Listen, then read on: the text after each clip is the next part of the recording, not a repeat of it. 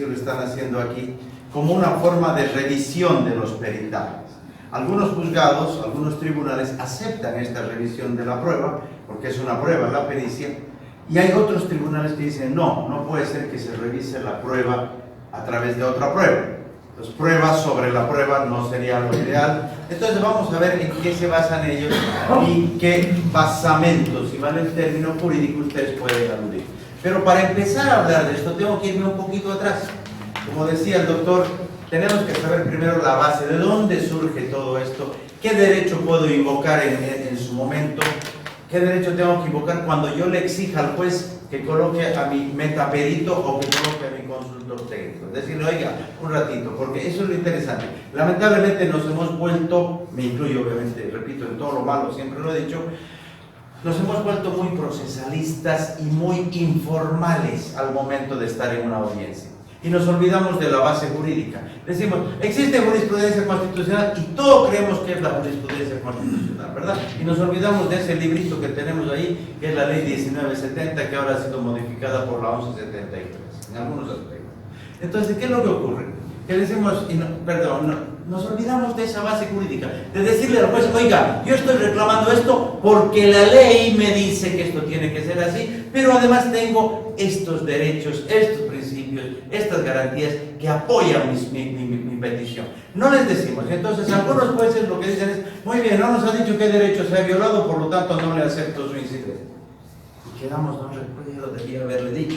¿Y eso por qué? Por la rutina, ¿verdad? Porque estamos acostumbrados a trabajar a veces muy de afán, a veces no preparamos el incidente y eso es lo que nos está pasando. Entonces, por eso es que tenemos que retrotraernos ahora un poquito y hablar desde lo más básico. ¿De dónde surge ese derecho mío a tener un perito?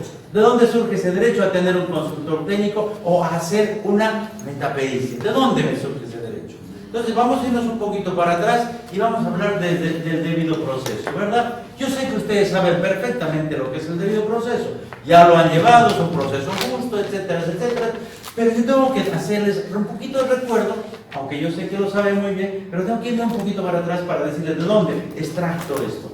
Ok, hablamos del debido proceso, tenemos los diferentes derechos, al juez imparcial, hacer los juzgados sin dilaciones, etcétera, pero esto es lo importante, el derecho a usar los medios de prueba pertinentes. Eso es lo que me dice el convenio, ¿verdad? La Corte Interamericana, el Pacto de San José de Costa Rica me dice, esto es lo macro.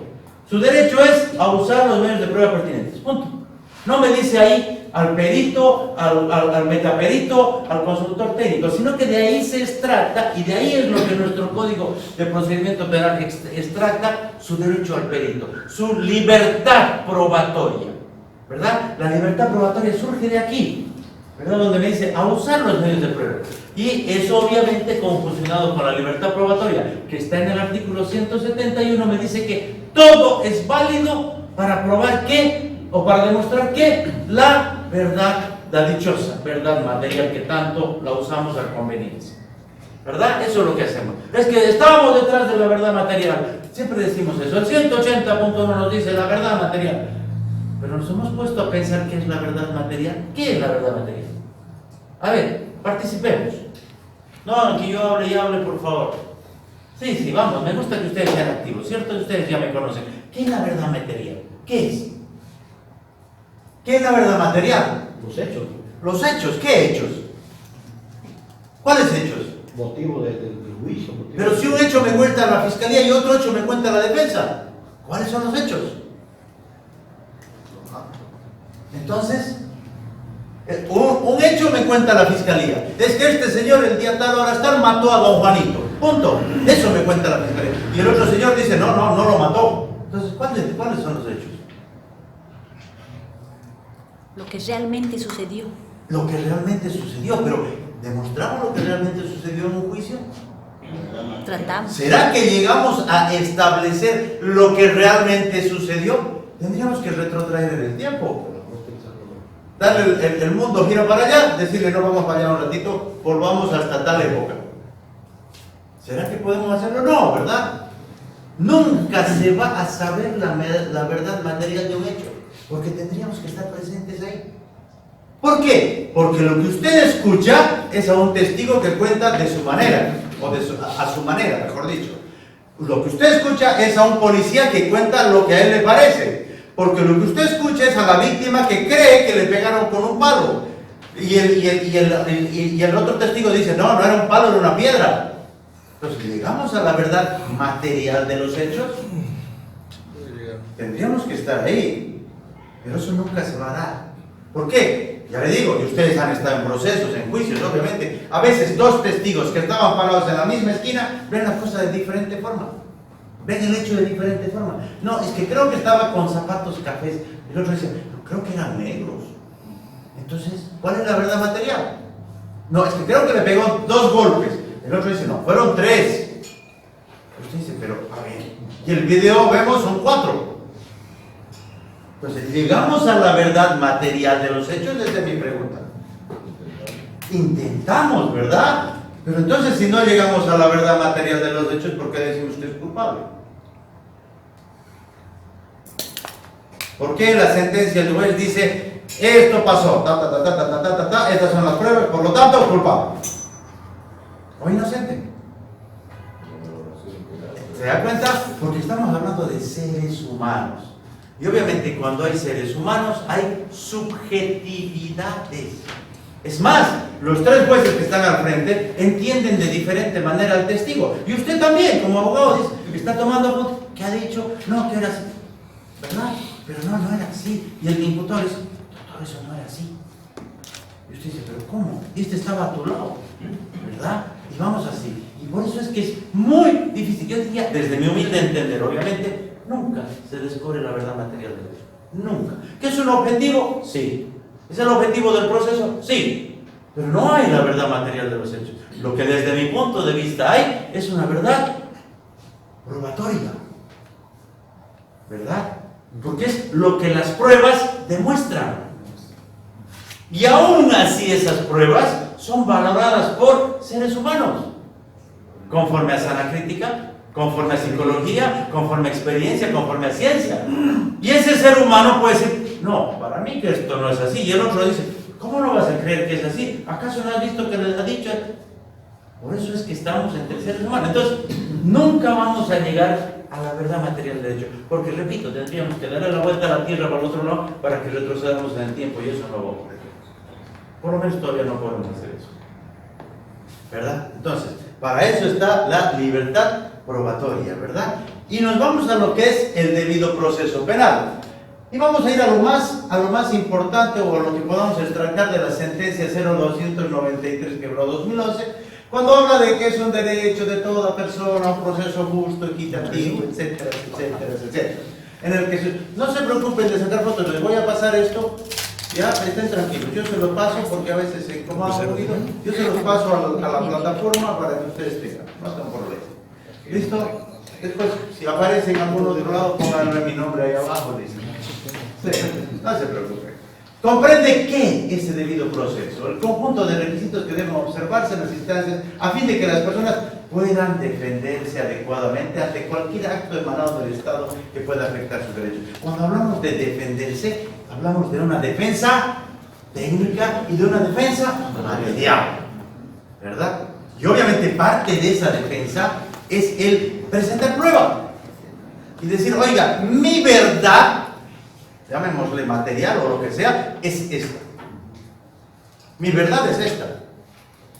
Ahora, al juez, la pregunta, ¿le corresponde establecer la verdad material?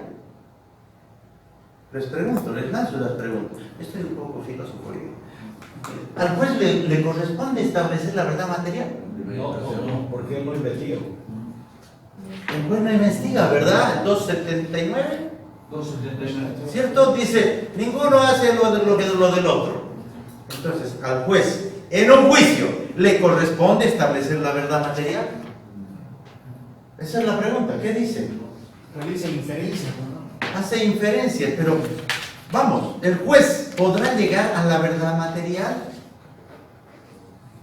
¿Qué opina? Sí, que estoy hoy día medio, sí, vengo de Sucre.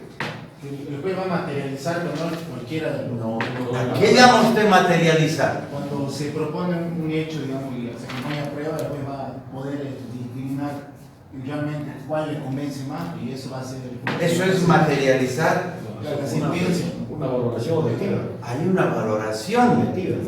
¿Le parece objetiva? Si es valoración, ¿será objetiva? Cuando algo implica valoración, Subjetivo. es de aquí. En base a elementos objetivos. Pero todo lo que es valoración entra aquí. Y ahí tiene que ver prejuicios del juez, ahí tiene que ver conocimientos del juez. Por ahí el juez era ex policía o es ex policía y dice, no, yo he aprendido que los disparos son así, que etcétera, etcétera, los efectos del arma, etcétera. Y el otro juez no sabe de eso. Entonces hay diferentes valoraciones porque son subjetivas. Todo lo que es valoración es subjetivo. En base a elementos objetivos, eso sí. ¿Verdad? Que trajeron la declaración, que trajeron las evidencias, que trajeron los documentos, lo que usted quiera. Objetivo, perfecto, pero el resto es subjetivo. Y en este caso, cuando la pericia es contundente, Cuando la ¿qué hace el juez ahí? Yo le pregunto, si el perito dice, este señor mató a este señor con esta piedra, ¿eso es prueba objetiva? Usted dice que es plena, ¿qué llama prueba plena? Que es contundente. Va más o menos lo que ha pasado. Entonces usted me está diciendo que existe la prueba tasada. No hay. No quería penar. Entonces, ¿y sabe por qué no es prueba plena? Porque eso tiene que ser valorado por el juez. ¿Qué pasa si el perito dice, no, esta es la piedra, aquí está la cabeza, que entra cabalito? Muy bien, listo. Yo presento otro perito que dice, no, esa no es la piedra, es esta otra. Usted dice, a ver, pero si este dijo, valoración. ¿Me entiende? Valoración. Entonces, quiero que entiendan algo. Y partiendo de lo que usted decía, es prueba plena, ya no existe eso. No existe la prueba plena. Que hay pruebas con mayor peso, llámele peso, llámele mayor convicción, etc. Perfecto. Pero no hay prueba plena. Porque si no nos diría, si el señor confesó, relevo de prueba, ¿cierto? Ya está, lo matemos.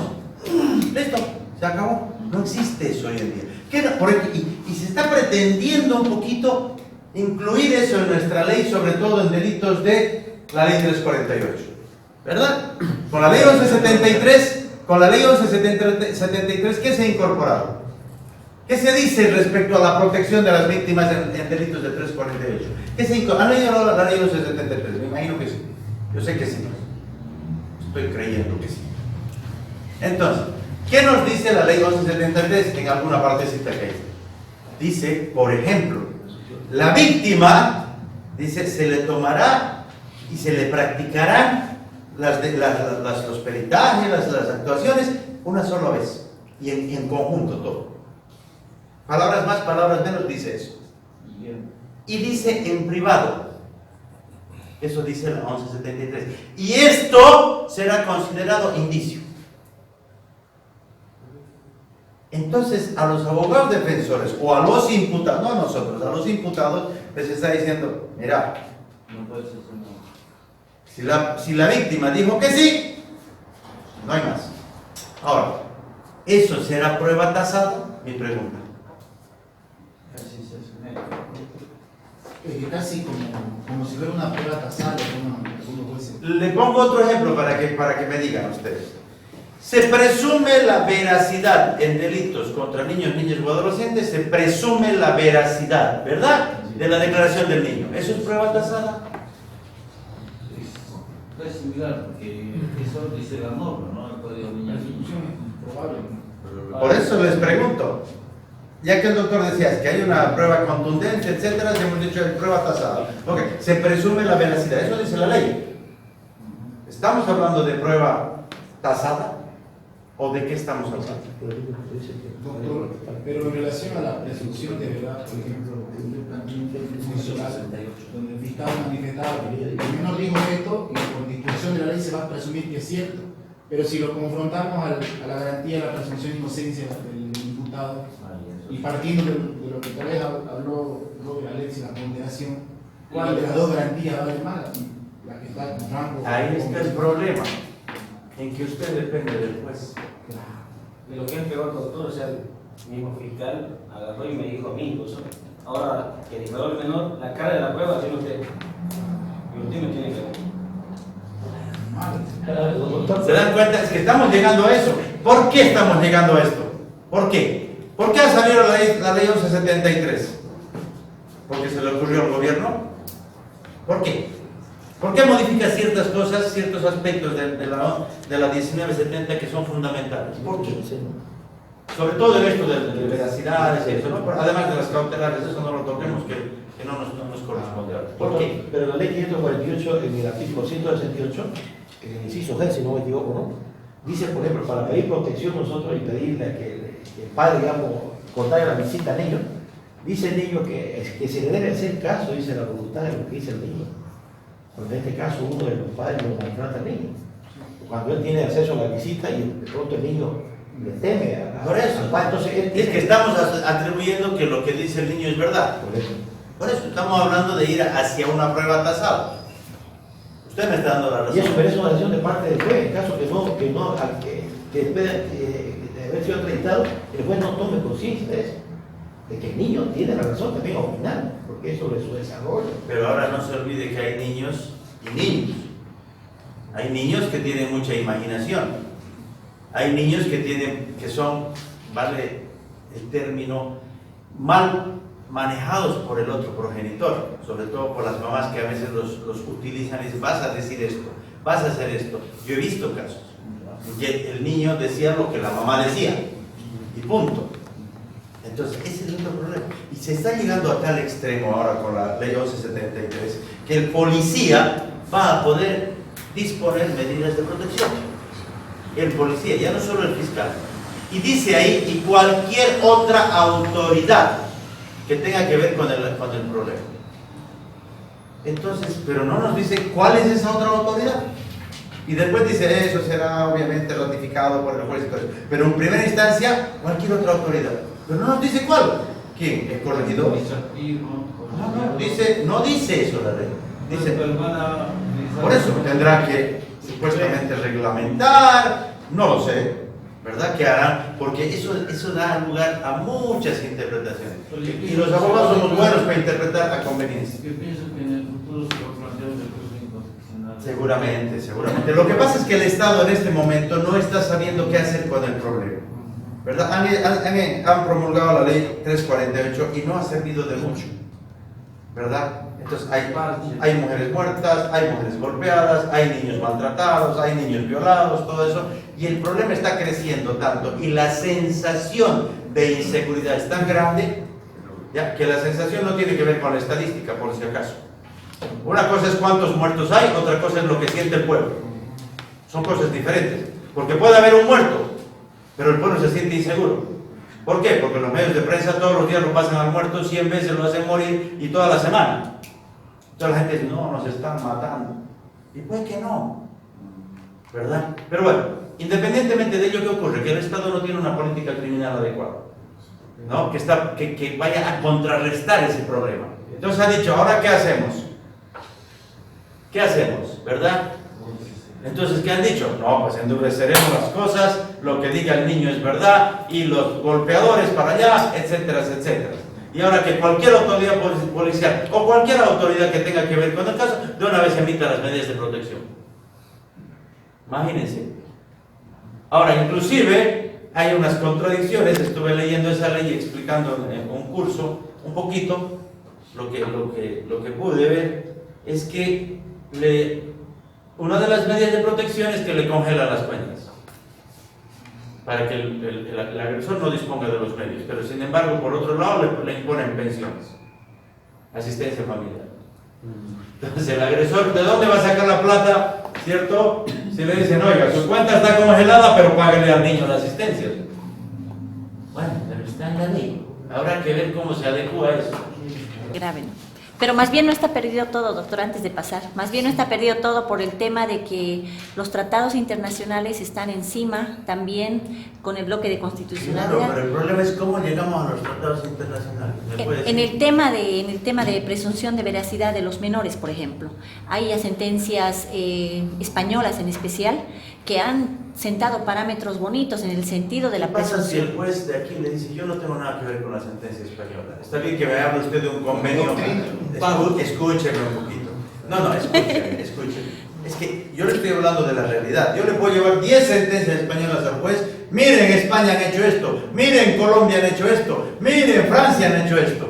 Con un problema similar. Y el juez me dice, ¿y? Si entre ellos no se creen. Si un juez de instrucción falla, diferente que el otro juez de instrucción. Pero uno le dice, es que el juez de al lado ha dicho, no, eso es para ellos. Dígale al juez número 5 que vea cómo hace. Aquí yo soy el 2 y el 2 dice así. Pero los vocales han dicho, pare, la ley dice que solo se respetan los votos supremos. ¿Sí o no? Sí. Y entonces, dice la ley, dice jurisprudencia de obligatorio cumplimiento, autos supremos. Y obviamente el Tribunal Constitucional. Y le dice, no, pero los vocales han dicho, y apele que me volteen. Eso le va a decir el juez. Entonces, ese es uno de los problemas que tenemos, ¿cierto? Yo le entiendo, y usted tiene razón, pero a ver, hágale entender al juez. Y mientras tanto la persona está en la cárcel. ¿No? Y entiendo que aquí es más difícil, obviamente, cumplir plazos procesales para las apelaciones, ¿cierto? Allá un poquito peleamos, porque, en fin, el medio es más chico, ¿cierto? Entonces uno dice al juez, oiga, quiero apelar hoy, aquí, ahora, y usted tiene 24 horas para subir, y lo suben en 24 horas. Aquí no. Sí.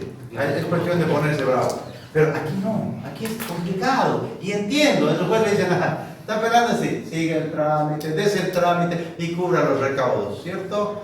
Y eso pasa un mes y recién como que va asomándose al piso de arriba. Porque siempre los vocales están en los pisos de arriba, aquí también. No, aquí está. ¡Abajo! Bueno, y ahí va bajando entonces el expediente.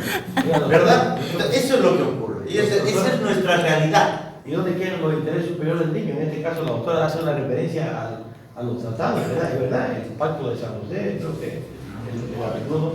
Pero sin embargo, para querer postular, para sacar adelante los derechos políticos y civiles, se apela para los convenios, ¿cierto? Y el interés superior del niño que tanto se... Por eso le digo. Por eso es que va a depender mucho de que usted sepa primero plantear su incidente. Vamos a hablar de incidentes. Usted tiene que plantear, más que su incidente, su petición, ¿ya? Porque puede que no sea un incidente. Pero usted tiene que saber plantear, tomando en cuenta la base jurídica y decirle, oiga, yo voy a salir de aquí para llegar a esto. Y le da a usted toda la base jurídica, va paso a paso diciéndole, esto viene de aquí, de aquí, de aquí, y llegamos a lo nuestro. ¿Me entiende? Porque si no lo hace así, solamente se vuelve procesalista como somos muchos, de verdad decir, es que señor juez, hay sentencias constitucionales que dicen esto. Y el juez dice, ¿qué número? Ah, no me acuerdo, pero sí sé que hay. ¿Sí o no? A veces hemos llegado así, por el afán. Sí, la jurisprudencia constitucional en N cantidad de sentencias ha dicho esto. Y el juez le dice, a ver, señor abogado, dígame un número de sentencia de lo que me está diciendo. Para que mi secretario busque en este momento. Y usted está ahí, ¿cierto? ¿Cuántas veces nos ha pasado? A mí también, ya le digo, todo lo malo. Derecho a la incorporación de los medios de prueba necesarios. Es una vinculación estrecha con el derecho a la defensa. Se afecta este derecho cuando al intentar la realización de un medio de prueba en tiempo y en forma y siendo pertinente e influyente para la decisión del litigio, este es rechazado sin que se dispongan otras actividades probatorias. Esto está obviamente también en nuestro artículo 306, ¿verdad? El derecho que usted tiene a impugnar, más que el impugnar, a pedir actuaciones procesales, ofrecer actuaciones procesales, ¿verdad? Opinar y decir, oiga, señor fiscal, quiero que se haga una inspección, quiero que se haga esto o lo otro, ¿verdad? Una consulta. Sí. Ahí bajo ese principio de la libertad probatoria. Sí. La prueba del polígrafo, que de alguna manera ya está en boga de todos los abogados. ¿Cree que nosotros tenemos la capacidad para poder hacerlo? Yo principalmente... Mire, la prueba del polígrafo, desde mi humilde entender, tendría que ser para los testigos, no para el imputado. Porque el derecho a la no autoincriminación, ¿no? Ahora, si es para el testigo, y lo que pasa es que hay testigos y testigos, ¿cierto? Hay testigos que lo encuentran uno en la esquina y les dice, ¿qué quiere que diga? ¿Cierto? Entiendo. Yo no creo que hagan la prueba del polígrafo. Primero, logísticamente hablando. Ya, logísticamente hablando, usted tendría que tener un perito, porque eso es un perito, ¿verdad? Con su aparato en cada juzgado, en cada tribunal de sentencia o juzgado de sentencia, ¿verdad? Usted tendría que tener su perito ahí con su polígrafo. Entonces, además de ello, tendría que ser competición de peritaje. Entonces usted tendría que decir, pido y se someta a los testigos de la otra parte al polígrafo. ¿Qué pasa si ahí se autoincrimina uno de los testigos? ¿Qué es lo que ocurre, verdad? Bueno, es que en esto sí no sé cómo pelearán ustedes acá, pero ¿qué es lo que ocurre? Que generalmente a los que están investigando primero los citan como testigos. Vivazmente la policía dice, venga don fulanito, primero como testigo. Y viene, lo sientan como testigo y él dice, sí, yo conozco, yo he visto. Ah, entonces está prendido. ¿Cierto? Pero a ese señor no le han dicho, oiga, si usted piensa que se va a autoincriminar, pues puede callarse. No le den esos derechos. ¿Por qué? Porque se supone que como es testigo, tiene que decir la verdad. Nosotros anulamos allá las declaraciones esas. Porque le decimos al señor juez, oiga señor juez, este señor efectivamente ha confesado. ¿Dónde está con su abogado? Porque le tomó esto un policía. ¿Dónde está la presencia del fiscal? No, es que después le tomaron su declaración informativa. La aprehensión fue en base a su declaración testifical, es decir, a su autoincriminación. Y para autoincriminarse una persona, primero hay que leerle sus derechos. Usted no podrá, etcétera, etcétera, etcétera, tiene la posibilidad de no, etcétera. Pero no hacemos eso. Lo que nosotros hacemos es, ya habló, pero ¿para qué le dijiste al testigo? No debías decir nada, debías llamarlo. Y el testigo dice, a ver, un ratito, eso no es una falla del testigo, él no sabe derecho. El que debió decir ahí, el policía, usted podrá declarar contra, no será obligado a declarar contra sí Ni mismo. siquiera el policía, el fiscal. No, pero si le toma la declaración el policía, tiene que tomar. Es que la declaración a testigos no se las toman los fiscales, no tienen tiempo. Se las toma el policía, ¿verdad? Y le dice, diga usted cómo es cierto y evidente que el día tal, hora tal, estaba haciendo esto. Pero sí, efectivamente, yo vi la droga, yo vi esto, lo que sea. El fiscal acaba de confesar. Venga, y el fiscal aprendido. Y nadie dice nada. Y sí, le pone flagrancia más al hombre, ¿cierto? Y le pone flagrancia más. Sí. Entonces, ahí la pregunta es, ¿y usted qué hizo como abogado?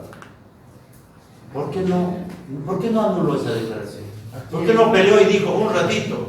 Eso es un acto procesal que está lesionando el derecho a la no autoincriminación y el derecho a tener un abogado defensor, porque debieron decirle que si se va a autoincriminar tiene derecho a un abogado. Que si bien no está investigado, pero sin embargo ahora me lo agarran como investigado. ¿En base a qué? A su propia confesión. Porque es una confesión. ¿Cierto? Y la otra frase, o la otra forma que utiliza la policía, ¿qué hace? Oiga, cuénteme, yo le voy a ayudar. Tranquilo. Y el hombre dice, sí, mire, sabe, pucha, qué macana, pero ha pasado esto.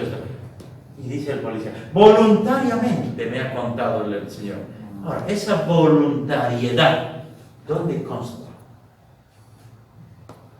Sin embargo, no peleamos.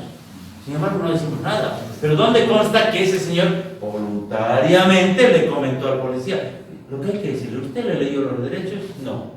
¿Usted le dijo que podía quedarse en silencio? No. Si usted escuchó que él se iba a autoincriminar, ¿por qué no pide su abogado? ¿Usted es policía? Es que también a veces en la declaración abajo, usted está prestando su declaración de manera libre, voluntaria, sin ningún. Sí, estoy. Claro, pero ¿y los derechos? Eso ¿Y los derechos? Obviamente que está obligado, ¿no? ¿Me entiende? Sí. Así de claro. Yo sé que ¿quiere decir algo más? Sí, que vengo voluntariamente a prestar mi declaración informativa. Si usted agarra dos declaraciones de diferentes testigos, dice lo mismo, porque es un formulario que tiene. Bueno, doctor, pero en este caso, como dice aquí el amigo, queremos aprender.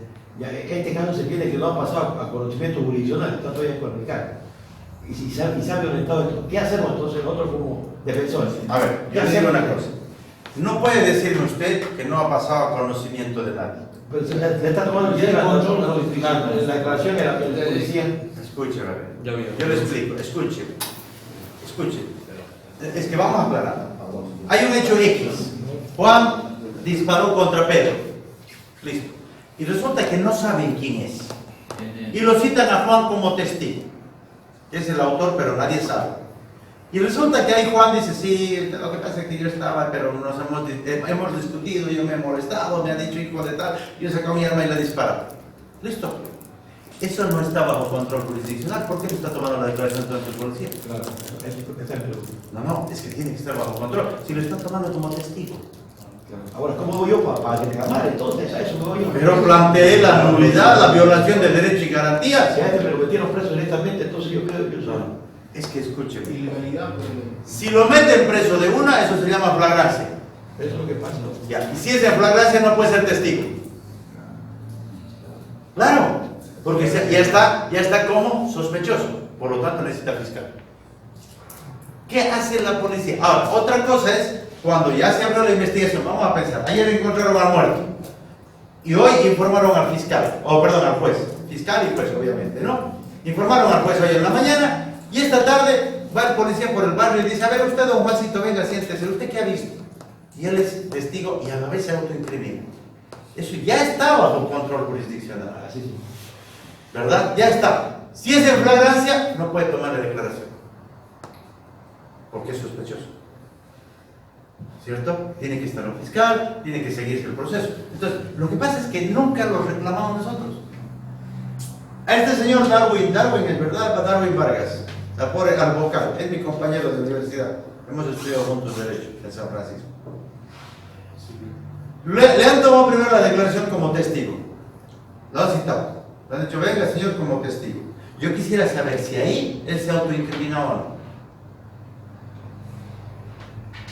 Tenía yo un cliente que era por asesinato. Primero lo citaron porque él estuvo en el día del hecho, ahí presente. Entraron 3 tipos a la casa, supuestamente, y mataron a un señor, y él estaba ahí enamoraba a la mamá del muerto. Lo agarraron, lo llevaron a declarar. Y el tipo, obviamente, él tenía problemas mentales. Es muy esquizofrénico y demás. Y entonces él se puso muy nervioso, que no sé qué. Ah, usted es sospechoso. Pum, con su declaración, a la cárcel. Entonces, ¿dónde está el derecho a no autoincriminarse? ¿Dónde está el derecho a qué? A la defensa. A decirle, oiga, usted quiere declarar, no quiere declarar, todo lo que diga va a ser usado en su contra. Los derechos Miranda, que se llaman, ¿cierto? Ustedes conocen perfectamente eso. ¿De dónde surgen los derechos Miranda? ¿Por qué se llaman derechos Miranda? ¿Ustedes creen que a los policías norteamericanos les gusta decir todo lo que se diga usted tiene derecho a... ¿Ha entendido? Porque le tiene que preguntar. Si dice, no ha entendido, vuelva a repetir. ¿De dónde surgen? ¿Por qué se llaman los derechos Miranda? No, miran que no sabe. ¿Perdón? Hable fuerte. ¿Quién fue? ¿Allá? ¿Nunca escuchó el caso Miranda? Bueno, el caso Miranda es de un latino que estaba en Estados Unidos. A partir de ahí se llaman los derechos Miranda. Que lo pescó la policía haciendo unas fechorías y obviamente el hombre confesó que no sé qué cuánto, y confesó lo del crimen y todo eso, y lo metieron a la cárcel. Y él empezó ya, el abogado empezó a pelear, y ahí anularon todo el juicio. Todo. ¿Por qué? Porque nunca le leyeron los derechos. Y como él era de apellido Miranda, por eso se llaman los derechos Miranda. Así es, en resumen, para no demorar mucho. ¿Ok? Sigamos. Me he ido un poquito a la finalidad de la etapa preparatoria, que obviamente es la averiguación de la verdad, y ahí hablamos de la verdad material, ¿verdad? La verdad jurídica, la verdad probatoria, etcétera, etcétera. Y obviamente, pues hoy la producción de prueba no es de iniciativa exclusiva de las partes. Aquí yo les he puesto esto, lo que dice el Auto Supremo 131/2016, porque me llama un poquito la atención. ¿Qué dice? Ya que el juez tiene la posibilidad incluso más amplia de generar pruebas de oficio que les revele la verdad material de los hechos, porque su actividad no está guiada por un interés privado de parte. Esto lo dice ese Auto Supremo. A mí me ha parecido muy raro, yo no sé por qué, ¿verdad? Yo no sé por qué ha puesto esto el Auto Supremo cuando habla de que el juez, como dice que supuestamente no tiene interés en el proceso, ¿verdad? Dice, el juez podrá generar de oficio. ¿Por qué les digo esto? No sé si ha sido en Tarija ahorita me va a venir a la mente dónde fue, que un juez, no, miento, fue en Sucre, el juez de sentencia número 1. ¿Qué hizo? Presentaron un perito los del Ministerio Público y otro perito, un contraperito, llamemos así, la defensa. Ninguno de los dos le convenció al juez y él nombró de oficio un tercer perito. Es el que les nombré, doctor, del caso de violación del concejal.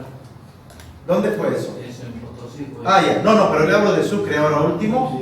Y el juez agarró y nombró un tercer perito. Eso mismo que Y dijo, no, yo no le entiendo no le creo este otro, por lo tanto un tercer perito. Pero claramente, desde mi humilde entender, se estaría violentando la imparcialidad del juez. Ahora, ¿qué es lo que ocurre? Que resulta que el juez dice, no estoy guiado por ninguno de los dos, sino que quiero la verdad material. Y él nombró un tercer perito. Todavía el juicio está en camino, o sea, vamos a ver qué nos dicen en la apelación, porque todo el mundo reclamó, digo, no, pero usted no puede hacer actos de investigación. Entonces, y dijo, no estoy investigando, estoy saliendo de dudas. Eso fue lo que él dijo. No le creo a este, no le creo a este. ¿Quién paga ese perito? Quiero a alguien que me diga lo que ocurrió. ¿Quién paga ese perito? ¿Perdón? ¿Quién paga el perito? Ese No, ha pedido al IDIF un nuevo perito, ¿verdad? Un perito diferente del que presentó el Ministerio Público, pero del IDIF. ¿Ya? Entonces ha dicho, no, quiero un tercer perito del IDIF que venga y me diga imparcialmente, entre comillas, qué fue lo que pasó. Sí. No, es que sí. ¿A usted le pasó aquí? Sí, cuente que vayamos aquí intercambiando criterios. estamos preocupados que la paga. ¡Ah! Bueno, pero es que, mire, y este auto supremo nos dice eso es lo que me deja un poquito a mí, y por eso lo he puesto. Claro, analizando, doctor, dice que para que pueda más ampliar para generar pruebas de oficio. Por eso le digo. Eso es 279 que está conculcando. Y esto está en un auto supremo. Es que definitivamente, lastimosamente hay, y se está viendo, tanto autos supremos como sentencias constitucionales que se están contradiciendo. Que son contradictorias, por Y hay supuesto. corrupción Por entre ellos, supuesto. y eso obviamente, lastimosamente, quienes están ahí. No hablemos de ese tema porque Ese es el reflejo. por eso le digo, y Porque mire, esto- y es del año 2016, ni cómo decir esto era antes de la Constitución, lo que usted quiera. 2016, y por eso les he puesto esto, porque he dicho, a ver, no, ¿estoy mal yo o qué he dicho? Es que, doctor, esa es la letra de esos que están ahí. Claro. Es su transcripción. Por eso le digo, es complicado, ¿no? Pero bueno, eso es lo que tenemos para trabajar. Y bueno, esto es una continuación de la sentencia, etcétera. Mire lo que dice esto. El juez tiene la amplia facultad de decretar la producción de pruebas de oficio que considere necesarias y que resulta fiel a la expresión del principio de verdad material en procura de ¿qué? De la justicia material. Eso nos dice ese auto supremo. Lo que está haciendo es diciéndole al juez, oiga, si usted no se convence con lo que dice el uno y el otro, usted busque la verdad. Entonces, La pregunta es, ¿el juez podrá buscar la verdad? ¿cómo es posible? ¿Se dan cuenta? El juez podrá buscar la verdad a nombre de verdad material. Podrá hacer actos de investigación. Le está facultando. Y él va a decir, el 420 la norma me obliga a que yo aplique auto supremo. Si este auto supremo me está facultando, entonces yo puedo decir quién va a ser ahora el Por eso, perito. no, ¿Qué va a claro. hacer? Él lo que tiene que hacer es, no me gusta este perito, este no me convence, un tercer perito. Y este me gusta. Y al final, ¿a nombre de qué? De la verdad material. Y supuestamente, como él es imparcial, el tercer perito tiene la razón. Palabra santa. ¿Cierto? Y la tercera pregunta es, ahora, ¿y cómo me defiendo yo de ese nuevo perito? Mi consultor, mi perito. Ahí. ¿Le va a permitir introducir prueba nuevamente a las partes? No, ya no. Entonces, se complica, ¿verdad? Porque el procedimiento no lo establece. No, claro, lo que pasa es que para nombrar perito hay un procedimiento. Se lo nombra, se lo designa, muy bien, lo puede hacer el juez, listo, pero a petición de parte. Lo designa, se notifica a las partes, hay que ver la idoneidad, las preguntas, etc. Entonces, ¿qué está haciendo? Está retrotrayendo el proceso a la presentación de pruebas. Porque tiene que darle la opción a una de las partes, a las dos partes, mejor dicho, de impugnar perito, de ofrecer prueba de cargo o de descargo, mejor dicho, o al perito. Entonces, estamos retrotrayendo el proceso a los actos preparatorios del juicio, que es cuando se le notifica a la otra parte y ahí él tiene la opción de impugnar o hacer algo con el perito. Bueno, doctor, pero ¿por qué nuestros colegas abogados no reclaman esto? Porque a mí me parece prácticamente absurdo, ridículo. Por eso se las he traído. Y por eso se las he traído, porque he dicho, a ver, creo que tengo que volver a la universidad, pero ya no como docente. Sí, no, yo he dicho, tengo que volver a la universidad, pero ya no como docente. Otra vez aprender lo que no he aprendido. Entonces, ¿por qué? Y he dicho, no, se las tengo que llevar para ver qué opinan, porque no falta el que me diga yo estoy de acuerdo, que está bien. No, es que está bien, estamos aquí para eso. ¿Perdón? No, pero no lo molesta, él no ha hecho esto, ¿sí o no? En materia Cuando usted se ha en materia civil se da esa situación, ¿no? Claro. No, en materia civil, pero aquí estamos hablando de penal. ¿Sí? Doctor, Ok. si en una audiencia cautelar sucedería eso, y el juez haría eso en una audiencia cautelar, ¿cómo nos opondríamos a eso? Por ejemplo, ha habido un caso aquí peleadísimo de un menor que había un informe psicológico, solamente una entrevista psicológica, en la cual salían muchos relatos del menor, pero el señor representante del Ministerio Público ha visto un relato relevante, imputa por ese relato de un párrafo, imputa, por ejemplo, porque le haya hecho daño tal cosa y tal cosa. Y resulta que en audiencia cautelar todo eso con la prueba, con los indicios de descargo que hubo, se demostró que no sucedió así. Pero el juez, lo que no estaba en la imputación, pero sí estaba en otra parte del informe psicológico, dice, ya está bien, digamos que no le hacemos caso a esto, pero aquí dice esta otra cosa también.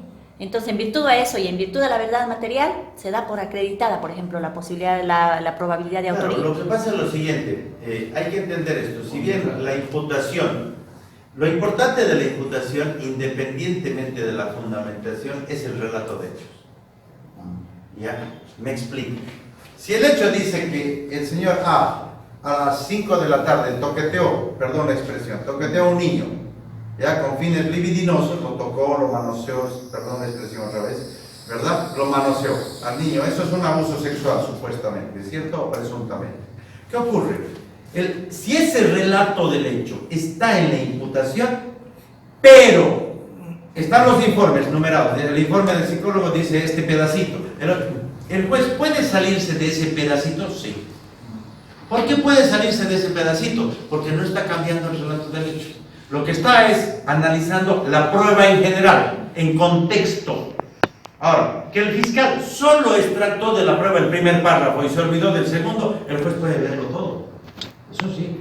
Y decir, si bien no dice, no estoy de acuerdo con lo que dice el primer párrafo, pero también es parte de la prueba este segundo párrafo.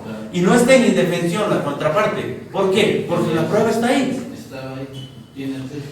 Pero doctor, a ver, tal vez no me deje entender. En el primer párrafo dice, digamos, los toqueteos que usted dice y el Ministerio Público imputa por eso. Ya. Pero resulta que con todos los indicios de descargo no hubo nada de eso, no hay otra prueba que lo respalde, otro indicio, perdón. Ya. Y en el párrafo de más abajo dice, no, hubo golpes, hubo agresión física, no hay certificado forense.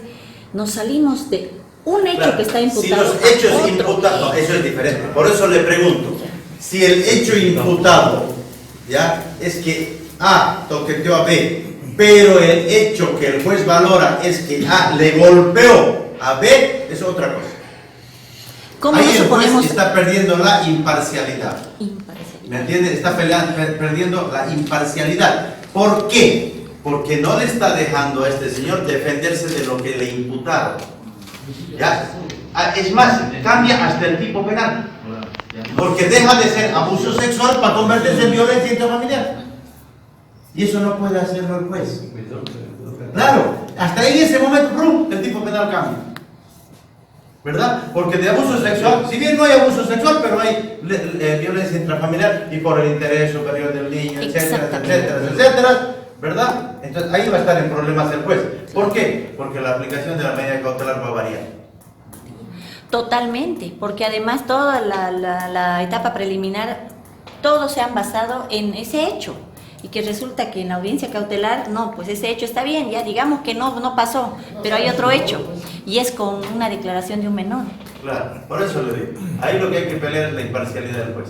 Él ha dejado de ser imparcial y está atribuyéndose funciones que no le competen, ¿verdad? Porque la base de una medida cautelar es la imputación formal. En todo caso, el fiscal tendría que modificar su... Claro, le tendría que decir, señor fiscal, modifique primero sus hechos, segundo su calificación jurídica y tercero su fundamentación. O sea, le está diciendo, olvídese del abuso y vámonos por la violencia intrafamiliar o lesiones, lo que sea. Es que el INCOM se investiga hechos.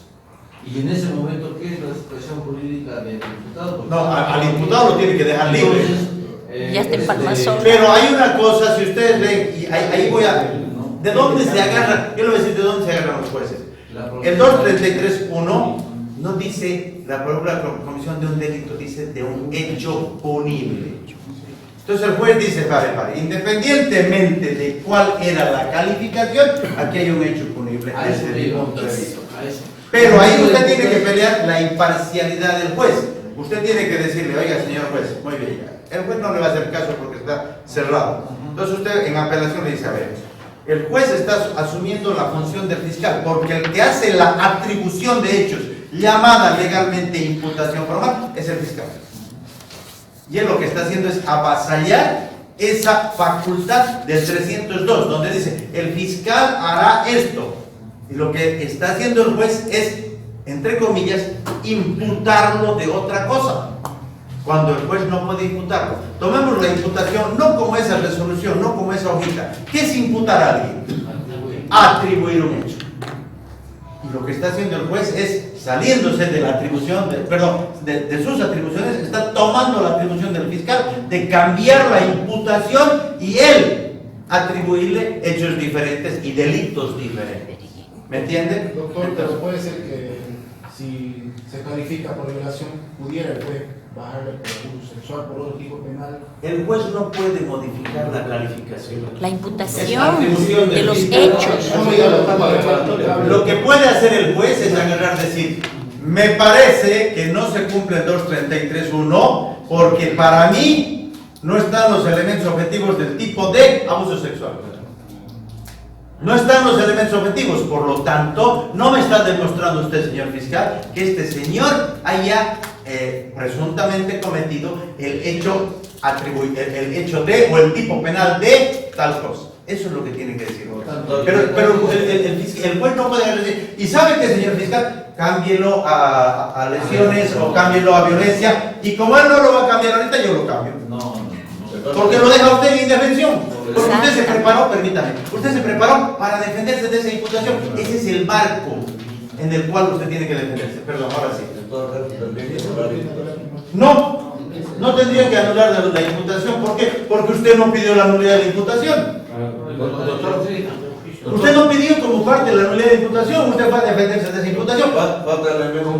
Sencillamente decir, me parece que no se cumplen los elementos objetivos de tal tipo penal, por lo tanto, si bien tengo duda, le doy sustitutivas. ¿Me entiende? Le doy sustitutivas y listo. Y le aviso, señor fiscal, que para mí no es abuso sexual. Aquí hay violencia. Entonces, ¿qué tendrá que hacer el fiscal? Recalificar. Claro, ¿no? Ampliar y rechaza por el otro delito. O perdón, sobre C por abuso sexual, porque hay imputación, sobre C, pero dice, se amplía la imputación por el delito de ¿qué es? Violencia. Quería preguntarle algo, Lorena. Doctor, ¿Por qué no te ves un vasito con agua? un auto supremo en la sala de la vecina, no me acuerdo específicamente el número, de la manera genérica habla de la autoridad judicial por el tema del libre no incuria. Yo le pregunto, ¿cuál es el tema, la diferencia de fondo en relación a un juez instructor que va a valorar el hecho en base de la imputación y un tribunal que también valora el hecho? Quiero que entienda algo, el principio de iura non incuria, que es, dadme el derecho, los hechos, yo os daré el derecho, ¿cierto? Eso se aplica en sentencia. Porque las facultades de los jueces de sentencia y tribunales de sentencia respecto a los de instrucción son diferentes. El de instrucción por eso se llama cautelar. Cautela derechos. El de sentencia, por eso se llama de sentencia. Sentencia. Ahora, lo que tiene que haber es congruencia. Congruencia entre lo juzgado, primero, acusado, juzgado, sentenciado, tiene que ser el mismo hecho. Si hay el mismo hecho, pero para el juez ese hecho no es violación, sino abuso sexual, sí lo puede modificar. Ahí sí lo puede modificar, siempre y cuando sea en la misma familia de delitos. No puede decir, es que para mí no hay abuso, hay robo. Doctor, No puede hacer eso. Tiene que ser en la misma familia de delitos. ¿Qué pasa si vamos en la imputación describe el fiscal los hechos y las pruebas de todos los indicios que tienen apuntan a que presumiblemente hay un abuso sexual? Ya. El fiscal ya de manera así tal vez estúpida le pone violación. ¿Qué hace el juez en ese momento? Pero Pero hay que darle, no me hace que- entonces le trae fuera. Mire, cuando hay una audiencia cautelar, el juez en base a qué toma la decisión, a la información que le da el fiscal y a la información que usted da.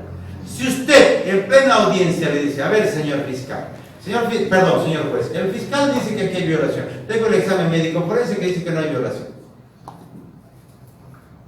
Entonces, al juez ¿qué le corresponde decir? Me parece que no hay violación. No puede agarrar y decir, es que es atribución del fiscal calificar, él verá si cumple. Entonces, ¿qué haé? Sustitutivas y todo lo que tenga. Doctor, una consulta que me parece prácticamente esto sumamente anormal, lo que pasa, especialmente en Santa Cruz, por acá lo vemos. Ya, ¿qué es lo que pasa con los fiscales, por ejemplo? El momento que imputan, que se vaya a la audiencia cautelar, ellos van con una imputación, pero van con una imputación errada, porque esto lo recaba ellos del mismo policía que hizo la investigación. O sea, ¿a dónde te quiero llegar yo? Se ha presentado un caso últimamente donde una fiscal ha ido a amenazar al policía investigador para que cambie la información, la investigación que tenía. No sé si hasta punto será correcto, pero yo digo que sí, que no solamente ese, que es el único caso, hay muchos casos así. Y explíqueme cómo era un poquito para ver que... Entiendo que la fiscal le dijo, cambia tu informe porque si no te voy a fregar. Inclusive lo cambió de título, lo cambió al policía investigador y iba a buscarlo allá, la versión plata para el cambio de investigación, para imputarlo, para agraviar a otra parte. Entonces yo me pregunto ahí, el fiscal del distrito también tiene, pues la organización si tiene una guía de actuación de policía, peritos, como etcétera ahí, que no se siga, pero la yo la tengo, hasta hoy la he leído, ¿no es cierto? Entonces yo creo que una de las actividades que debe tener el fiscal del distrito es conocer por los casos y tiene secretaria también ahí. Claro, el problema es el siguiente, mi querido doctor, que hay tal cantidad de casos que el fiscal de distrito no va a estar pendiente de todos los casos. No, claro, pero lo que pasa es que los fiscales son los mismos los que le inciden, pues son contados. O sea, no es que sean todos, son los mismos. Pero es que, ahora le hago una pregunta. Muy bien, lo que usted me dice está perfecto. Le exigamos al fiscal del distrito. ¿Usted le ha exigido al fiscal del distrito eso? No, pero lo que pasa es que... Entonces no me reclame lo que usted Lo le que pasa es exige. que un programa de televisión que lo sabe todo, lo ve todo, que lo juega todo, y te escribe. ¿Qué se llama? Intercrímenes. Claro, y el tipo ya medio ratito se conecta con el comandante de la policía. ¿Y qué pasó con eso? No, y es extraño porque son los mismos fiscales de instrucción los que le inciden lo mismo y lo mismo. Claro, lo que pasa es lo siguiente, y le explico. Lo que pasa es que a veces los abogados somos muy socapadores. No quiero usar esa palabra porque suena a cómplice. Sí, suena a encubridor, ¿me entiende? Más que cómplice.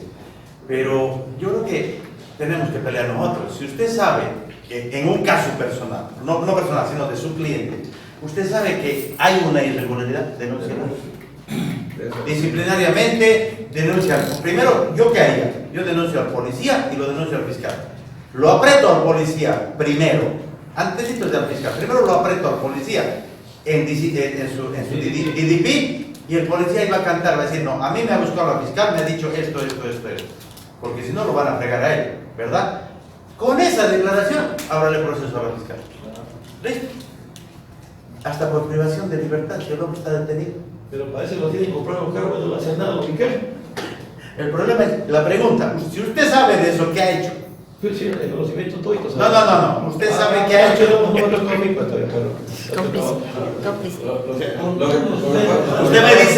Usted me dice, es que no me ha tocado a mí. Si a usted le toca, no a usted, a su cliente le toca, ¿usted le abre proceso?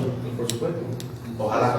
Ojalá. ¿Por qué? Porque nosotros aquí decimos, es que este juez es un corrupto, es que este fiscal es un... Vamos a pensar, me estoy yendo extremos. El juez X es un corrupto y yo por debajo le estoy dando al juez X. Porque como sé que es corrupto y le conviene a mi cliente, yo sé que usted recibe, tome juez, listo. Y sin embargo aquí, es un corrupto que... ¿Me entiende? Pero si nosotros sabemos que un juez es un corrupto, y si sabemos que en un caso mío, de un cliente mío, ha cobrado plata, ¿por qué no lo denuncio? Doctor, pero aquí hay otra circunstancia.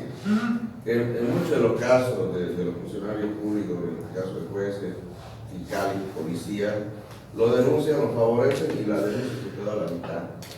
Los denuncian en qué? No, por decirle, en el caso de que habla el compañero.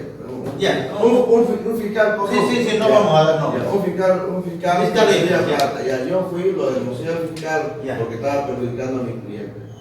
Lo acomodaron y la mayoría de nosotros los abogados lo dejamos en cosas a medias. Es que ese es el problema. Es el problema que dejamos las cosas a medias y obviamente, como no hay carga probatoria, disciplinariamente absuelto, penalmente absuelto. Pero es que entre ellos se cubren. Pero yo le digo, hoy en día, no, yo entiendo eso. Yo le hago un trato. El día que usted denuncie a un fiscal, avíseme. Yo le apoyo con el fiscal general. Se perjudica a uno, pero Es que ese es el problema. Es que no, doctor, yo estoy con usted en eso. Es que como me voy a perjudicar porque van a decir, el resto de fiscales, ese doctor Castillo es un hijo de tal. A ese nada. Y todos los casos que uno tiene, en contra. Aunque sea inocente mi cliente, en contra. Entonces, ¿qué pasa? Que todos vamos con el mismo, ¿no? Entonces no reclamemos, sigamos así. No, por eso le digo. Entonces, yo entiendo el reclamo, y usted tiene toda la razón, ¿verdad? Pero entonces, si yo voy a reclamar algo, tengo que estar dispuesto a tratar de cambiarlo. El 80%, Porque si no, sigo con el carro y voy detrás del carro y listo. el 80% de los fiscales que en la ciudad lo tratan con la pata al abogado litigante de la parte. De entrada. ¿Y por qué? Es así. Son prepotentes. ¿Sabe qué, doctor? Por ejemplo, en Camilo, Dueño de la. en Camilo, doctor, ¿Por qué no lo denuncian? había un caso de que era Allá nosotros lo denunciamos. de violencia familiar. Era claro violencia familiar, doctor. O sea, la chica viene lo que quería agredir a su pareja, la chica Ya. estaba un poco mareada. El chico, para no hacerle daño, la agarra del brazo, solo le agarra del brazo. Claro, y queda marcado. Y queda marcado. El fiscal, ¿qué hizo? Agarró, lo imputó por tentativa de feminicidio. Sí, y con las peores intenciones, ¿no? O sea, si Bien. no, se mantiene con tentativa. Si quiere violencia, ¿Pero y por qué no lo graban? y sabe, ¿Hay estos aparatitos? Si son amigos, Ah, bueno, el compadre. Hay estos aparatitos. Yo les digo, es que nosotros reclamamos, pero aquí. Nosotros decimos, es que soy fiscal. Yo entiendo, tiene la razón el doctor. O sea, son unos hijos de tal, son unos maleantes, son unos delincuentes. Y estoy chupando al día siguiente con el fiscal.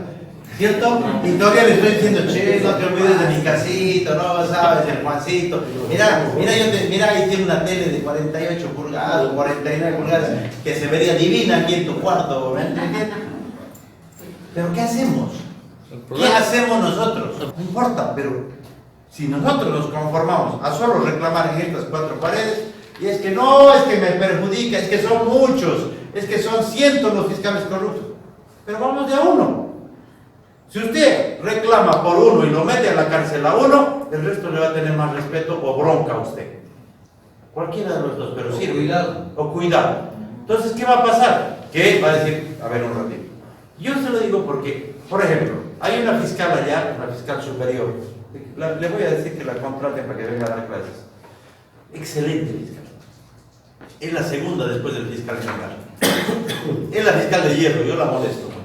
Es la fiscal de hierro porque ella es de las que va a la audiencia y si el juez no hace la audiencia por algo que es irregular, que porque está durmiendo, porque o sea, no hay un motivo lícito, ella va y trae un notario. Va y trae un notario, lo trae porque hay un notario cerca de la corte, venga, ella lo paga. Venga, viene aquí, por favor, dígale al notario por qué no hay audiencia. Así ha hecho varias veces.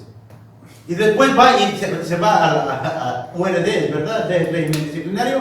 No sé si seguirá haciendo URD, pero entra y le dice, el juez tanto no está haciendo audiencia, aquí está el notario. ¿Sí o no, señor notario? Sí. Listo. Así hace ella. Dígame si le tienen bronca. La ven entrar a audiencia y todo el mundo se sienta, ya está aquí ella. El juez hace audiencia porque hace audiencia. ¿Me entiende? ¿Por qué? Porque ella es así, es muy fregada, pero está bien. Ella está haciendo algo que no estamos haciendo nosotros, que es reclamar y exigir que sea lo correcto. ¿Me entiende? Nosotros ya le digo, y me incluyo, aquí estamos, que son unos tales.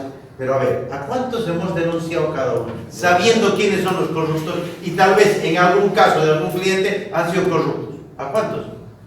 Y les lanzo esta otra pregunta. ¿O cuántos de ustedes, sin ofender por favor a nadie, no quiero ofender a nadie, no es la idea, ¿o cuántos de ustedes han socapado? Les debo la pregunta, por favor, y no se ofendan, les ruego. ¿Ya? ¿Cuántos de ustedes hemos socapado? Ahí está, me incluyo yo. ¿Sí o no? Entonces, ese es el problema. ¿Por qué? Porque nos conviene. Porque decimos, no. Ahora, como es mi cliente y me conviene, compadre, usted ni compra. ¿Cierto? No siempre dando plata, sino siempre una amistad, que no venga, lo nombro, acabo de nacer mi guagua, venga, lo que sea. Definitivamente todo lo que usted manifiesta es bien cierto, ¿no? O sea, si yo pongo un ejemplo aquí a mi estimado amigo, yo le turbo, le molesto, le gusto, ¿no? Y él no hace nada, que yo estoy feliz.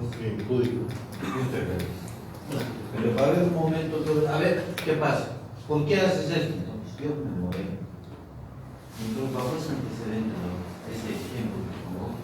Yo, la verdad, en dos casos, bueno, me ha estado, si no lo he hecho, pero ya viendo esta realidad que realmente, como usted dice, ya reventó ese cuchichi y pues tenía expresión. Infelizmente, mis dos denuncias contra los fiscales, inclusive ahora lo que pasa es que a veces ponemos la denuncia y nos olvidamos. No, pero claro, ahora no, porque ahí puedo quedar mal, porque va a decir, este abogado. Y más bien usted lo que hace es hacerlo crecer al fiscal porque dice, no me has hecho nada. No. Entonces ahí lo que yo hago, no, felizmente mis denuncias están prosperando. Y aquí va a estar feliz. Doy un ejemplo, por ejemplo. Mire, yo soy muy. A veces me exalto mucho en las audiencias. Yo me apasiono mucho por eso. Y a veces reniego en las audiencias cuando veo una injusticia. Y era no sé si les conté, era una audiencia cautelar, ¿ya? Y era injusto para mí que lo metan al cliente, porque no había, es más, ya había transado, ya había pagado, ya había el documento transaccional, el desistimiento, y aún así el juez dijo, peligro de obstaculización porque le ha hecho desistir a la víctima. Le digo, a ver, señor juez, y lo mete a la cárcel, dice, ordeno la detención preventiva. Ahí mismo me paré y le dije, esto es injusto, que no sé qué, siéntese, a ver, usted me va a hacer sentar, a ver, hermanille usted, métame a la cárcel, que no sé, me alteré hartísimo. Fuimos en apelación, y en audiencia de apelación le dieron la libertad. En audiencia dijeron, esto es ilegal, está usted en libertad desde este momento. Así le dijeron. Con eso yo podía haberlo fundido otros. ¿Y qué hice? Le dije a mi cliente, vamos a poner denuncia penal por privación de libertad. Y le puse la denuncia penal. ¿Ya? Le puse la denuncia penal. Después ya mi cliente dijo, no, doctor, él, voluntariamente yo ya no estaba con él, retiró la denuncia, ¿verdad? Y ese juez ahora es vocal. Y es el que más me saluda de los vocales. De verdad le digo, es el que, donde me ve, doctor, ¿cómo está? Porque sabe que yo no estoy con chistes en esas cosas. Entonces, y por eso le digo, o sea, depende de cada uno nada más, hacer algo, un poquito, ¿no? Hacer un poquito. Dice, sé que el fiscal es corrupto, y bueno, sé que tengo que hacerlo, pues hágalo. ¿Por qué? Porque después no reclame. Si no ha hecho nada y más bien lo que ha hecho es socapar o solventar económicamente al fiscal. Entonces, esas cosas dependen de cada uno. Y ya le digo, o sea, está bien reclamar, está bien renegar, pero hagamos algo, o sea, un granito de arena. Que cada uno de ustedes se cargue un fiscal, suficiente. El lunes no se primero. Pero claro, somos 10 aquí, 10, 12. Cárguese cada uno un fiscal y van a ver cómo es su camino. Pero claro. Entonces, pero dice, no, el fiscal tal, por ejemplo, el que usted acaba de dar el nombre de Parra. Yo lo conozco, Parra, ha sido mi alumno en la escuela de fiscal. ¿Ya? Entonces uno dice, esto no le voy a decir porque ni hablo con él, ya por si acaso. Ya no, además que sería poco ético de mi parte. Entonces, pero digo, ¿qué ha hecho usted? ¿Qué hacen ustedes contra Parra? Nada. No, por eso se ha tomado ya. Nada. Felizmente están bueno, pero yo le digo, o sea, la cosa es así, ¿me entiende? Y usted ha hecho eso, pero ¿y el resto? ¿Qué hemos hecho? ¿Qué estoy haciendo para mejorar el sistema? Eso es lo que hay que preguntar. Vamos avanzando porque si no, no vamos a terminar. Dice la averiguación de la verdad, está obviamente en el artículo 180 de la Constitución, ¿verdad? La verdad, un concepto fundamental de la filosofía que ha tratado el valor verdad por medio de 5 tesis. Les coloco ahí unas tesis para establecer qué es la verdad, cómo llegó a la verdad, como correspondencia entre objeto y pensamiento. Mientras más fiel es la reproducción, más verdadera será. Son algunas reglas que existen para que ustedes puedan analizar cuando estén haciendo ustedes un argumento, de decirle al juez, oiga, he hecho una correspondencia, he traído prueba entre lo que he dicho y lo que he demostrado, ¿verdad? Una correspondencia entre objeto y el pensamiento, como revelación o manifestación, en dos formas, la empirística y la teológica o metafísica. No es teológica, es teleológica, perdón, ahí tengo un error. Como la conformidad con una norma o conceptos superiores. Para Kant, ese concepto o norma superior está integrado por las leyes generales necesarias del entendimiento. La verdad como coherencia, sostiene que lo contradictorio no puede ser real, solo la verdad o realidad es coherencia perfecta. No puedo decir es que lleve de abajo hacia arriba, porque eso no es coherente, ¿verdad? No es cierto de acuerdo a la experiencia. La verdad como utilidad, Nietzsche nos dice que se le considera autor del concepto utilitarista de verdad, que dice, verdadero no significa en general, sino lo apto para la conservación de la humanidad. Esos son temas más filosóficos que les traigo. ¿Para qué? Para que ustedes tengan armas al momento de argumentar, ¿ya? Y poder decir, pues oiga, le he traído una verdad porque hay una coherencia entre lo que he dicho y lo que he demostrado, por lo tanto tengo la razón, ¿verdad? He traído elementos objetivos para que usted analice que lo que he dicho es cierto en base a esto. ¿Okay? Para eso es esto, nada más. Vamos un poquito avanzando. ¿Cuál es la finalidad de la prueba? La averiguación de la verdad. Y hablamos aquí de los conceptos, verdad procesal, ¿verdad? ¿Qué es la verdad procesal? O también, entre comillas, judicial, es la que se busca y encuentra el juez en un procedimiento en que se enfrentan dos discursos contradictorios o verdades rivales. Lo que yo les decía. Y aquí surge, ¿cómo es que el juez obtiene la verdad? Les pregunto también, vayan pensando. Entonces, aquí el juez tiene que decidir entre dos verdades. ¿Y qué pasa si esas dos verdades, además de ser contradictorias, son mentiras? Porque puede ocurrir.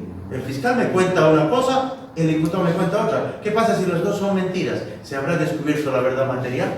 ¡No! Porque el juez se basa ¿en qué? En dos verdades. Porque cada uno dice su supuesta verdad. ¿Cierto? Eso es lo que ocurre. Por eso es que hablar de verdad material en un proceso penal es hilar muy fino. Porque nunca se va a encontrar la verdad material. Siempre lo anunciamos. ¿Perdón? Siempre lo Ah, no, obviamente que nosotros decimos nuestro objetivo, la verdad material, porque el señor juez, las formalidades pueden estar afuera, etcétera, etcétera. Es verdad, eso es bonito para nuestra perorata, pero lo ideal, lo correcto es esto. O sea, el juez busca y encuentra en un procedimiento en que se enfrentan dos discursos contradictorios o verdades rivales. Eso es lo que hace el juez. Del reclamante y del demandante. ¿Cierto? Del que reclama, la víctima. O llamemos Ministerio Público. Es que el señor hizo esto a tal hora. Punto. Y el imputado dice, un ratito, eso no es verdad. Mi verdad dice esto. A menos que ya vaya cocinado el imputado y diga, sí, acepto, es otra cosa. Pero aquí hay dos verdades que se enfrentan. El primero afirma que el derecho lo autoriza a recibir del segundo un pago, dar, hacer, no hacer, mientras que el segundo se resiste sosteniendo un argumento contrario. Niega los hechos, el derecho a la procedencia del reclamo, etcétera, etcétera. ¿Cómo es que el juez obtiene la verdad? La función del juez en la búsqueda de la verdad se cumple cuando compara el resultado de la prueba. Esto es lo que hace el juez. Él solo compara la prueba. ¿Cuál de las dos pruebas me ha convencido más de la verdad de cada uno de ellos? ¿A cuál de las dos verdades le creo? ¿La del acusador o la del imputado? ¿Verdad? ¿Y en base a qué él se va a convencer? La prueba. No hay más, ¿verdad? Y obviamente lo que usted... Exacto, sea más convincente, que su teoría del caso o argumento sea más convincente, ¿verdad? Eso es lo que ocurre. Dice, la prueba, de lo que vimos anteriormente, se sigue que la prueba es el instrumento adecuado para el conocimiento de la verdad. Eso sí, obviamente todo se hace en base a qué? A la prueba, sencillo, ¿verdad? Se está entendiendo, ¿cierto? El juez está al medio con dos verdades diferentes y la verdad que va a ganar, supuestamente, es la que esté mejor probada, o que tenga una carga de prueba más convincente. Hay que aclarar que no es, perdónenme un ratito, hay que aclarar que no es cantidad de prueba, sino calidad de prueba. ¿Cierto? ¿Por qué? Porque a veces decimos, ya, pongamos de testigo. ¿Cuántos testigos tenemos? Tenemos 2, no, conseguiremos 10 más. Y los 10 ponemos. Y resulta que los otros, ¿usted qué sabe? ¿De qué? ¿Cierto? Pero es que usted sabe por qué está aquí, porque a veces los abogados lo primero que le preguntamos, ¿sabe usted por qué está aquí sentado, señor? Porque usted me ha traído, sí, ¿verdad? A veces estamos tan mal enfocados, llamemos así, por decirlo suave, en el interrogatorio, que le preguntamos, diga usted lo que sabe.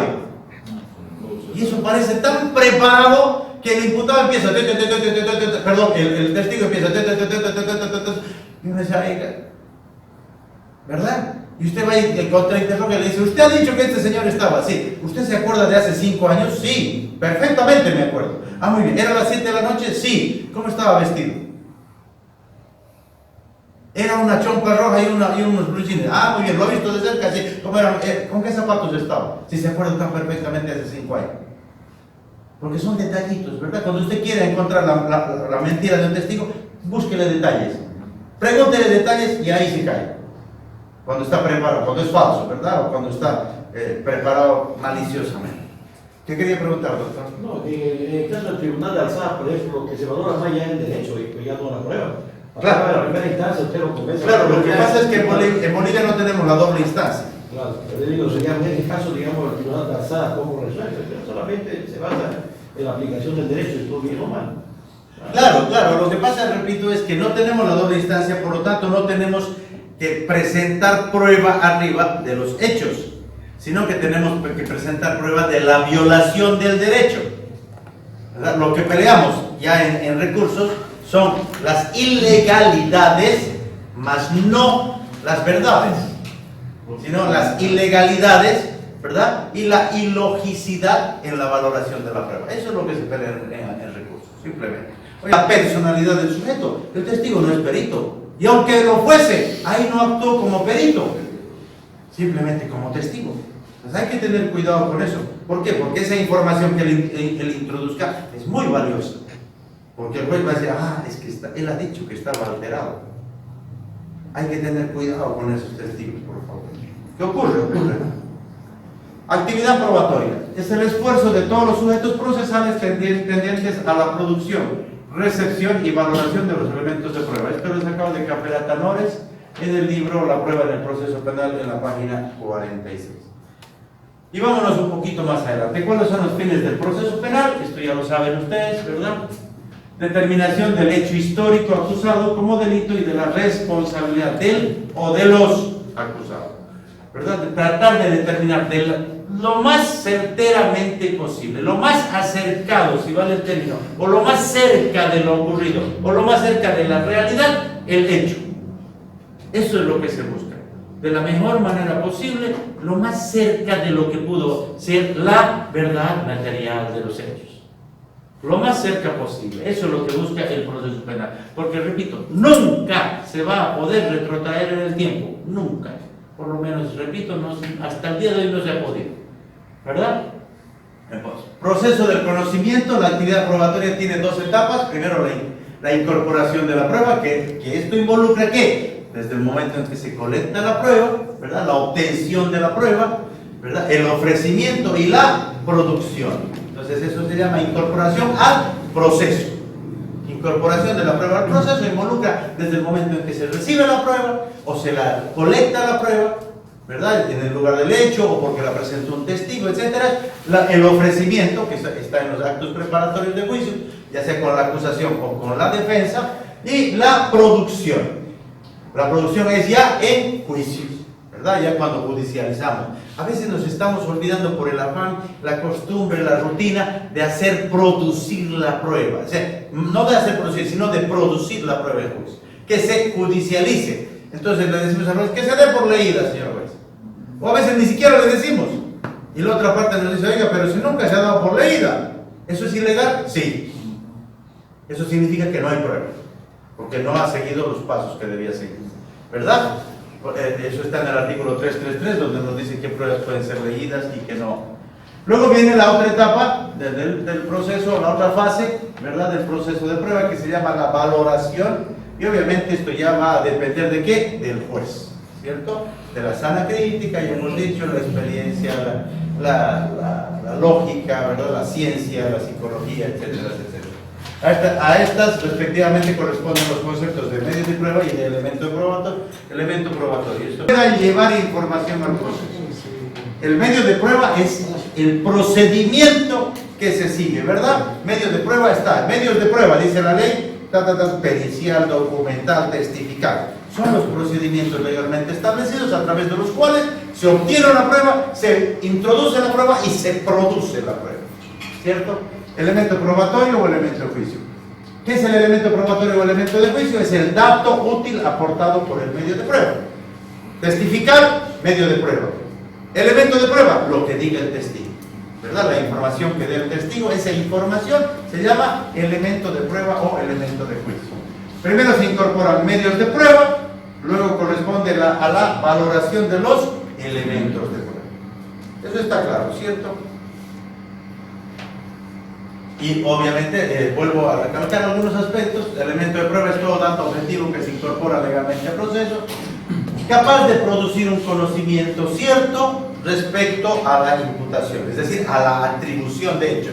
A veces confundimos la palabra imputación porque pensamos que solo es esa resolución, y no es así. Imputar es atribuir hechos, punto. Este elemento de prueba debe ser objetivo, ¿no? Demostrable, debe provenir del mundo externo al proceso, no de la deducción subjetiva. Es lo que decíamos hace rato, ¿verdad? La subjetividad tiene que ser en base a ¿qué? A los medios de prueba, ¿verdad? Que tienen que ser objetivos, no a los elementos de prueba. Bueno, el elemento de prueba es la información, ¿correcto? ¿Una pregunta? Sí. Hay que tener un caso, bueno, vamos a tener mañana el caso de esa cliente que va a visitar. El peritaje que ha sacado ahora el IDI sobre la cuestión de los exámenes que se cambiaron los nombres de los estudiantes que postulaban las especialidades, ese informe pericial se lo puede aprender, se lo puede aprender al director del CEDE con ese informe. A ver, explíqueme cómo es el caso, específicamente para ver si lo puede aprender o no. Usted va a decir flagrancia, seguro. A mediodía salió el informe pericial. Ya. Donde se comprueba evidentemente que se sustituyeron los nombres por estudiantes que habían aprobado por otros que no habían aprobado. Ya. Entonces esto estaba en investigación penal contundente y informe pericial. Mi pregunta es, ¿se lo puede aprender al director del CEDE como al presidente del PIDE con este informe? A ver, resulta que hay un informe donde dice que hay unos estudiantes... Ahora sí. No, está bien. Hay un informe donde dice que estos estudiantes aprobaron, pero resulta que no son los correctos. Después apareció, a los 10 minutos apareció en otra lista con otros que ya estaban reprobados. Los que pagaron. Ah, ya, entonces los que después... Estito más. No.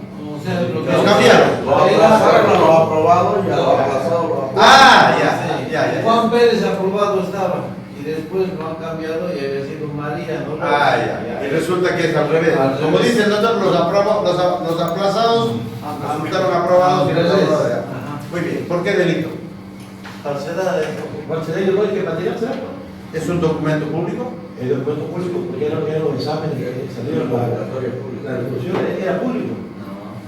Está en proceso de investigación todavía. Por eso le pregunto, partamos de ahí, antes de decir, es que es así. No, es un documento público, es la pregunta. Ya, vamos a decir, no, es un documento público. Puede ser un Ya. documento porque es del CEDE De la universidad pública. y con la universidad. Ya, entonces, ¿usted quiere aprenderlo con flagrancia? No sé, hacer un informe, se lo voy a Ya, vamos a analizar. El artículo 230 nos dice cuándo hay flagrancia. Antes, durante. Antes, durante e inmediatamente después. ¿Cuándo salió eso? Ayer. Hoy. Pero cuando. ¿Cuándo la entrevista al señor? Mañana. Supongo que mañana, sí. Ya. ¿Él ya está aprendido? No. No hay flagrancia. Y la pena dice de 1 a 5 años. Tampoco es 2.26. Una cosa, en este caso no. Bueno, por lo menos no debería. Por lo menos no debería. Perdón. Pero A ver, depende de qué delito le. No. Pare. No confundamos los delitos informáticos con las falsedades. No porque yo en este momento falsifique con un medio informático un documento, significa delito informático. Pero lo que pasa es que ellos han alterado el sistema. Porque eso es un sistema donde sale el Con código, con código de barra. código de barra, han violentado ellos. Ya cambiado. Ya. No, puede Si que usted- sea manipulación. ¿Por qué dice? Porque el equipo, el computador es de la institución, Sí. dentro de la institución. Puede cosas, pero primero hay que tomar en cuenta Mire. que el delito, el 363, tanto cual Aquí es está. de manipulación, pero hay que ver si es si está imputado. Lo que pasa es lo siguiente. Hay que pararlo, ya está bueno. Usted es el que más niega, ¿no? ¿Cómo? Incluirla ahí en ese código, está incluido, ¿no? Sí. Por los robos. Por eso lo compré. Tiene la máquina esa que lo califica, ¿no? Esa que marca en un puntito ahí. Mire lo que dice. Delito informático. Yo sabía esto de que tenía que haber un perjuicio para que sea delito informático.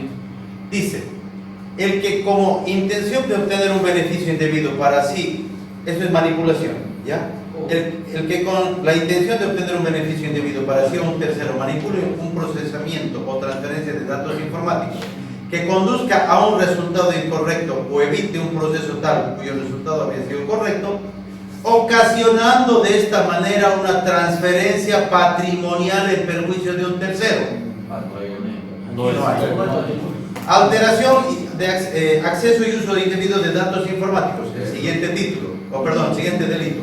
Dice, el que sin estar autorizado se apodere, acceda, utilice, modifique, suprima o inutilice datos almacenados en una computadora o en cualquier soporte informático ocasionando perjuicio al titular de la información, ¿verdad? Será sancionado, etcétera, etcétera. Está autorizado, pero no debería ser. Entonces, el hecho de que se manipule un sistema informático para falsificar un documento, para mí, no es un delito informático. Beneficios de uso del cargo, todavía del proceso, porque es el. Póngale beneficio, incumplimiento de deberes, lo que usted quiera. Pero no hay. Pero no es un delito informático porque el delito informático implica un perjuicio. Ahora, obviamente que seguro le van a cargar hasta aborto impune. Seguro le van a decir delito, hurto, falsificación, aborto, todo le van a poner con tal de cargarlo porque se cree que si más cargamos el carro, es más grave el delito. No, no es así, pero bueno. Sí. A ver. Existe para el existiría un perjuicio, ¿no? Porque hay personas perjudicadas. Hay postulantes que tenían que tener cierto. Yo le voy a decir una cosa, mi estimado doctor. En todos los delitos hay personas perjudicadas. Todos. Porque si no, no habría delito. No habría lesión al bien bonito. Pero cuando el código habla de perjuicio, habla de eso. Habla de eso. ¿Por qué? Si A le pega a B, hay un perjuicio. Pero eso no significa que sea un delito económico. ¿Me entienden? Porque siempre va a haber un perjudicado que se llama víctima, a quien se ha lesionado sus bienes o